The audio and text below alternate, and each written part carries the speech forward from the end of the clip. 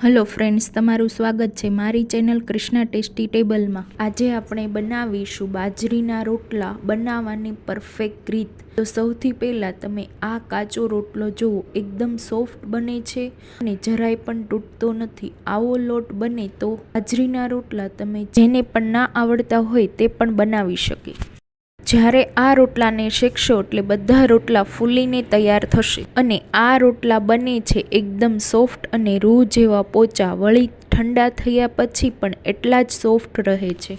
અને આ રોટલા આપણે વણીને તૈયાર કરવાના છે, જેનાથી રોટલો થાબડતા ના આવડતો હોય તો પણ તે આરામથી આ રોટલાને બનાવી શકશે। તો ચાલો બાજરીના રોટલાની રેસીપી ચાલુ કરીએ। બાજરીના રોટલા બનાવવા માટે મેં અહીંયા એક પેનમાં 1 ચમચી જેટલું ઘી લીધું છે।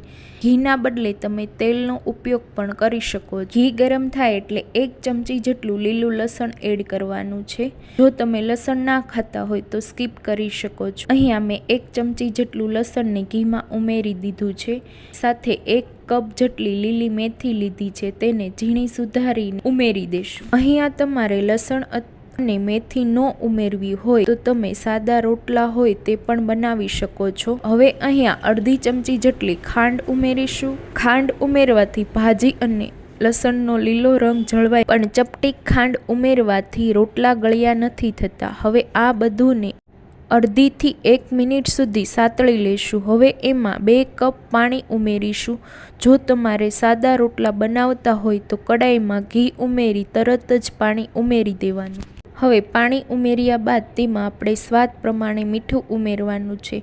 તમે તમારા ટેસ્ટ પ્રમાણે વધારે કે ઓછું કરી શકો છો। મેં અહીંયા 1 ચમચી જેટલું મીઠું ઉમેર્યું છે। હવે આ પાણીને સરસ ગરમ થવા દઈશું। તો 2 થી 3 મિનિટ પછી તમે જોઈ શકો છો આપણું પાણી સરસ ઉકળવા લાગ્યું છે। તો હવે તેમાં આપણે લોટને ઉમેરી દઈશું। તો અહીંયા તમારે 2 કપ જેટલું પાણી લીધું છે, એની સામે 2 કપ જેટલો બાજરીનો લોટ લઈશું।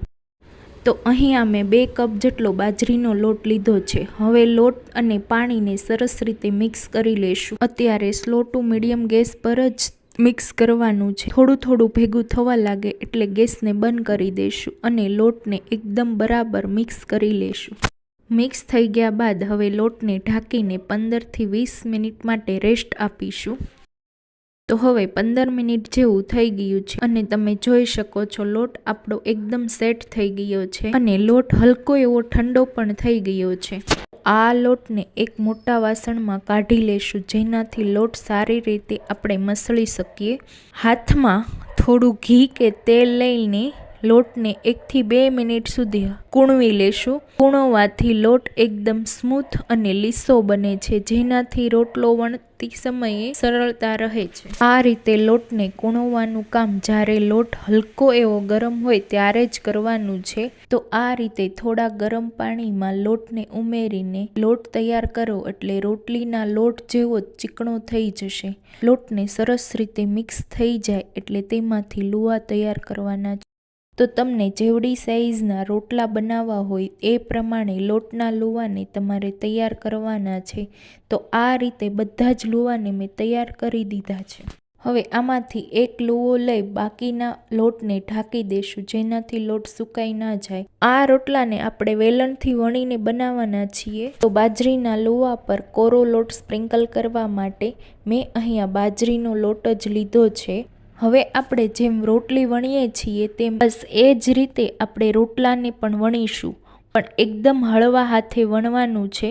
વણતી વખતે જરા પણ ભાર આપવાનો। તો આ પ્રકારની આટલી થિકનેસનો રોટલો તૈયાર કર્યો છે, પણ તેની કિનારીઓ થોડી ફાટેલી છે, તો તેને એકદમ સરખી કરવા માટે એક ડબ્બાનું ઢાંકણ લીધું। હવે ડબ્બાના ઢાંકણને રોટલા પર સરખું રાખી ઉપરથી પ્રેસ કરી દેશું અને સાઈડનો ભાગને કાઢી લેશું, એટલે તે સરસ મજાનો આપણો ગોળ રોટલો તૈયાર થઈ જશે। તો અહીંયા તમે જોઈ શકો છો રોટલાની થિકનેસ એકદમ પરફેક્ટ છે। તો આ રીતે બધા રોટલાને આપણે તૈયાર કરી લેશું।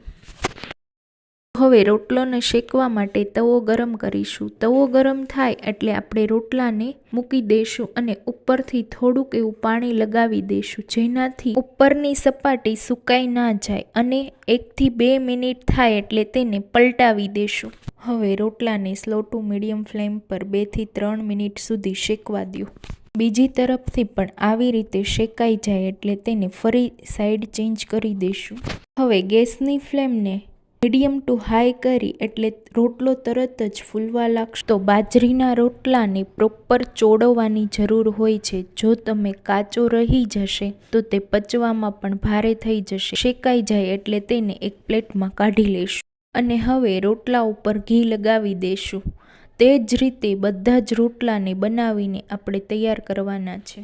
તમે આ રોટલાને કોઈ પણ કાઠિયાવાડી સબ્જી અથવા લસણની ચટણી સાથે સર્વ કરી શકો છો. તો આવા જ નવા વિડીયો જોવા માટે ચેનલ પર નવા હોય તો સબસ્ક્રાઈબ કરજો અને તમારા બધા જ ગ્રુપમાં મારા વિડીયોને શેર કરજો.